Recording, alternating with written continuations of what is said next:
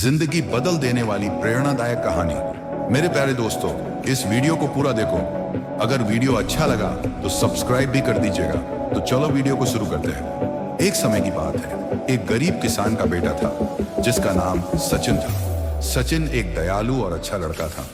वह हमेशा दूसरों की मदद करने के लिए तैयार रहता था। एक दिन सचिन जंगल में घूम रहा था जब उसने देखा कि एक पेड़ सूख रहा है। पेड़ ने सचिन से कहा, मुझे पानी दो, मैं मर रहा हूं। सचिन को पेड़ पर दया आ गई और उसने पेड़ को पानी देने लगा। वह कई दिनों तक पेड़ को पानी देता रहा। आखिरकार पेड़ को पानी मिल गया और वह ठीक हो गया। उसे पेड़ लगाने वाला लड़का कहने लगे, सचिन को अपने काम पर बहुत गर्व हुआ। वह जानता था कि वह दुनिया को एक बेहतर जगह बना रहा है। एक दिन एक राजकुमार जंगल में घूम रहा था। उसने सचिन को पेड़ लगाते हुए देखा। राजकुमार को सचिन की मेहनत देखकर बहुत खुश हुआ। उसने सचिन को एक पुरस्कार दिया और उसे जंगल का रक्षक नियुक्त किया। सचिन ने जंगल का रक्षक बनने के बाद भी पेड़ लगाना जारी रखा। उसने जंगल में कई और पेड़ लगाए। सचिन के प्रयासों से जंगल एक सुरक्षित और स्वस्थ जगह बन गई। इस कहानी की सीख, सचिन की कहानी एक प्रेरणादायक कहानी है। यह हमें सिखाती है कि छोटी छोटी चीजें भी बड़ा बदलाव ला सकता है। अगर हम सभी सचिन की तरफ पेड़ लगाने का काम करें तो हम दुनिया को एक बेहतर जगह बना सकते हैं। छोटी छोटी चीजें भी बड़ा बदलाव ला सकता है। हमें पर्यावरण की रक्षा करनी चाहिए। हमें दूसरों की मदद करनी चाहिए। ये एक राजा की कहानी। अपने देश की आंतरिक दशा जानने के लिए वेश बदलकर पैदल घूमने जाया करते थे। एक दिन घूमते घूमते एक नगर में पहुंचे। वहां का रास्ता उन्हें मालूम न था। राजा रास्ता पूछने के लिए किसी व्यक्ति की तलाश में आगे बढ़े। आगे उन्हें एक हवलदार सरकारी वर्दी पहने हुए दिखा।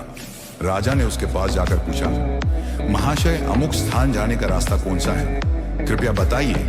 हवलदार ने अकड़कर कहा, मूर्ख, तू देखता नहीं, मैं हाकिम हूं। मेरा काम रास्ता बताना नहीं है। चल हट, किसी दूसरे से जाके पूछ। राजा ने नम्रता से पूछा, महोदय, यदि सरकारी आदमी भी किसी यात्री को रास्ता बता दे तो कोई हर्ज तो नहीं है। खैर, मैं किसी दूसरे से पूछ लूंगा, पर इतना तो बता दीजिए कि आप किस पद पर काम करते हो। हवलदार ने भौहें चढ़ाते हुए कहा, अंधा हो, मेरी वर्दी को देखकर पहचानता नहीं कि मैं कौन हूं? राजा ने कहा, शायद आप पुलिस के सिपाही हो। हवलदार ने कहा, नहीं, उससे ऊंचा। राजा ने कहा, तब क्या नायक हो? हवलदार ने कहा, नहीं, उससे भी ऊंचा। राजा ने कहा, अच्छा तो आप हवलदार हो? हवलदार ने कहा, अब तू जान गया कि मैं कौन हूं? हवलदार ने कहा, पर यह तो बताओ, इतनी पूछताछ करने का तेरा क्या मतलब है, और तू कौन हो? राजा ने कहा, मैं भी सरकारी आदमी हूं। सिपाही की ऐंठ कुछ कम हुई। हवलदार ने पूछा, क्या तुम नायक हो? राजा ने कहा, नहीं, उससे ऊंचा। हवलदार ने कहा, तब क्या आप हवलदार हो? राजा ने कहा, नहीं, उससे भी ऊंचा। फिर हवलदार ने कहा, तो क्या आप दरोगा हो? राजा ने कहा, उससे भी ऊंचा। फिर हवलदार ने कहा, तो क्या आप कप्तान हो? राजा ने कहा, नहीं, उससे भी ऊंचा। सूबेदार जी हो? राजा ने कहा, नहीं, उससे भी ऊंचा। अब तो हवलदार घबराने लगा। हवलदार पूछा, तब आप मंत्री जी हो? राजा ने कहा, भाई, बस एक सीढ़ी और बाकी रह गई है। सिपाही ने गौर से देखा तो शादी पोशाक में महाराजा विक्रमादित्य सामने खड़ा है। हवलदार का होश उड़ गए। वह गिड़गिड़ाता हुआ राजा के पांव पर गिर पड़ा और बड़ी दीनता से अपने अपराध का माफी मांगने लगा। राजा ने कहा, माफी मांगने की कोई बात नहीं है। मैं जानता हूं कि जो जितने नीचे हैं वह उतने ही अखड़ते हैं। जब तुम बड़े बनोगे तो मेरी तरह तुम भी नम्रता का बर्ताव सीखोगे। जो जितना ही ऊंचा है वह उतना ही सहनशील एवं नम्र होता है, और जो जितना नीच एवं ओछा होता है वह उतना ही ऐंठा रहता है। इसीलिए कहा गया है, विद्या विवादाय धनम मदाय शक्ति परेशान परिपीर्णाय खलस्य साधोर विपरीत में तथा ज्ञान या दानाय च रक्षणाय। अर्थात दुष्ट व्यक्ति के पास विद्या हो तो वह विवाद करता है, धन हो तो घमंड करता है, और यदि शक्ति हो तो दूसरों को परेशान करता है। वहीं साधु प्रकृति का व्यक्ति विद्या ज्ञान देने में, धन दान देने में और शक्ति दूसरों की रक्षा करने में खर्च करता है।